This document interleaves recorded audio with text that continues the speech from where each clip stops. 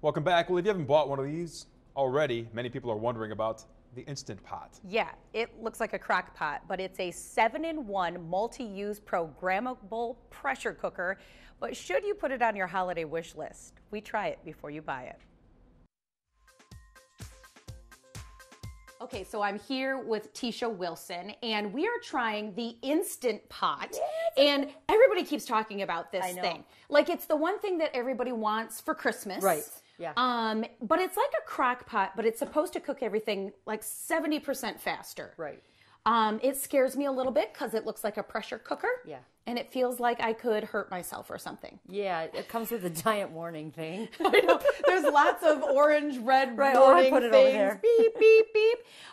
But you've looked up a few recipes online and you kind of like, you know, educated yourself about it. And what have you found? Well, I got on Pinterest and started looking up some things when you asked me to try it out. Thank you, by the way. Because I'm really excited. It's, you know, I'm busy family. I want something, everybody says it cooks so fast. And so that's what I want. That's what I want. And, but, you know, a lot of the recipes online say, hey, do the basic things first. Once you learn what your pot is like and that kind of thing, then try crazier recipes. So we started with frozen chicken breasts. You just add water, close the lid, and hit poultry. Oh, it's on. See? It just goes on by and itself. we just back away. Because it feels like it's going to do something, like it's going to explode or something. So apparently it's got to come to pressure. And then once it comes to pressure, then it cooks, and then you have to let the pressure naturally release. Those frozen chicken breasts were cooked to juicy perfection in just 30 minutes. Oh, it's done, man. Look at that, and it's so, woo. Tisha tried a number of recipes. The Instant Pot worked great for doing an entire meatloaf and mashed potato meal in just 25 minutes. Unbelievable. It also worked great for a pork loin fillet and sweet potatoes.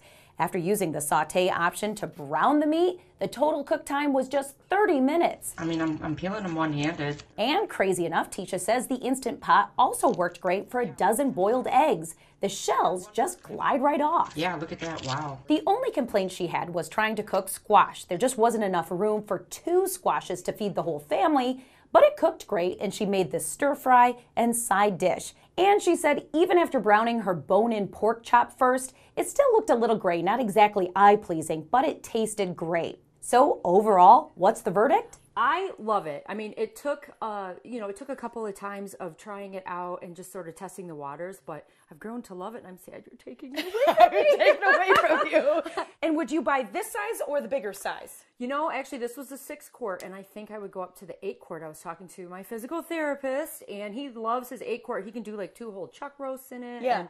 And he says, you might as well get the bigger size. Go big or go home. Yeah, exactly. Yeah, and Tisha wants it. She has it in her checkout area online right now because she wants it for Christmas. But there are a few different sizes of Instant Pots. There's the 3-quart mini.